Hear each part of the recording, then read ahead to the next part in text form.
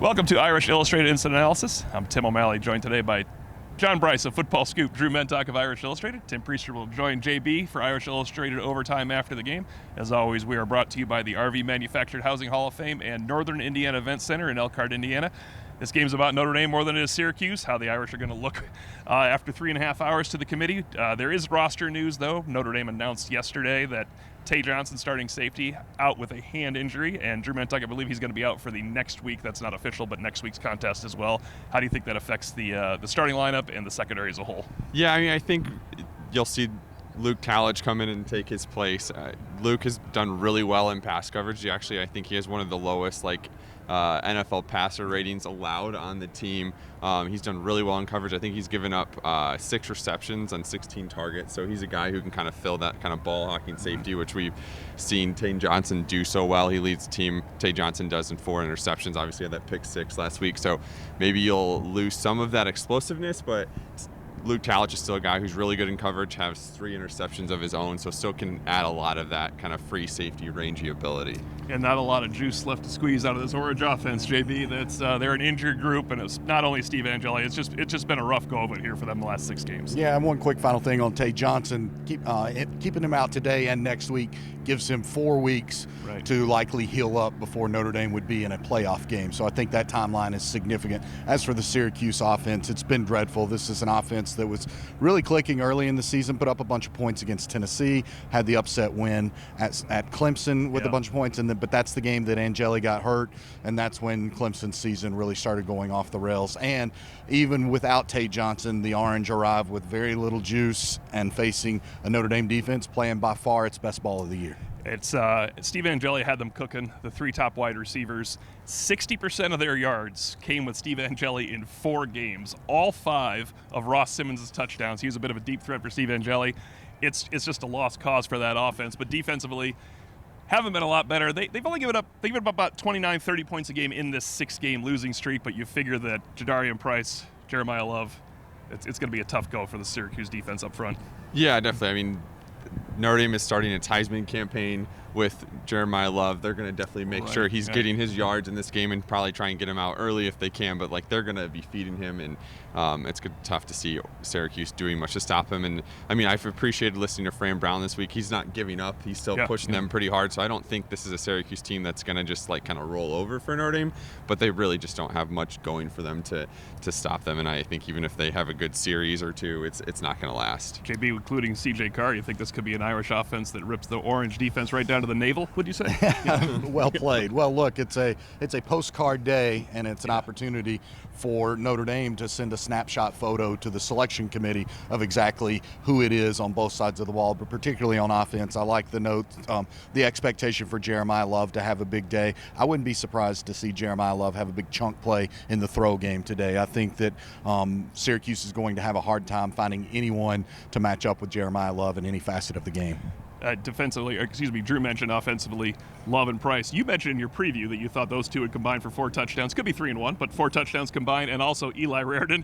Now, officially, if it doesn't happen, neither one of us are allowed to predict an Eli Raridon touchdown anymore, but I could see that coming here on senior day. I think CJ Carr throws for 3 touchdowns as well today, Drew. I think it's going to be an offensive showcase for Notre Dame, but Syracuse will come out and play. That's a great note you brought up. There's some teams that get here and they get down 14-0, and that's it. If anything goes wrong in this, it's going to be one of those Notre Dame drives down, they're stopped short of the goal line. Maybe there's a missed field goal. It could be one of those second quarter slogs you have to avoid a little bit offensively.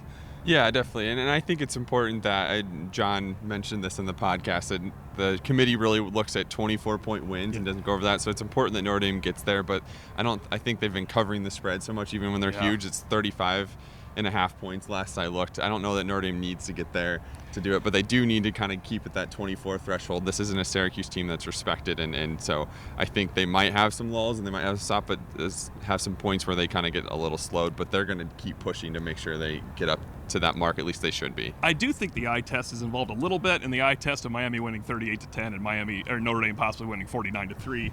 It impacts you. If it doesn't technically impact your vote, it impacts all the metrics that go into FEI and offensive and defensive analysis at some point. So a total blowout would be huge for Notre Dame. All of those things are studied, and especially when you have the ACC tweeting out the plaudits of Miami versus Notre Dame, this is another opportunity for Notre Dame to say, okay, here's another ACC team. We beat it every bit as badly or worse than did Miami or Louisville or Virginia or whomever. So in that regard, it is important that Notre Dame has a thoroughly dominating victory today. My final thoughts defensively, then I'll turn it over to you guys, is I think I'd like to see just Notre Dame's pass rush continue its ascent. You'd like to see Notre Dame really be able to bother a quarterback when you're bothering a walk-on, really third-string quarterback because he's coming in after Ricky Collins. That's when Notre Dame could take control. You don't have to drive 80 yards every time if the defense comes to play up front. Yeah, and I think it would be good for Notre Dame to just kind of get on him early. I think Joseph Filardi is 7 for 21 so far in the season, so he's not a guy who's had a lot of success. If you can just kind of take away that confidence early from him, it's hard to see him doing much, and that would really go a long way if Notre Dame could get close to a shutout. So, KB, we got your picks to click offensively. How about defensively today? I would not at all be surprised to see Notre Dame have a defensive score today. We've seen them ratcheting up in that regard, and as you noted, DraftKings.com, everybody jump in. Okay. Filardi, the walk-on, this has been a Syracuse offense that not only doesn't have any punch, but at times has been its own worst enemy. And again, this is a Notre Dame defense that's swarming, that's doing a lot of different things, bringing pressure from some different areas. I expect him to have a miserable day.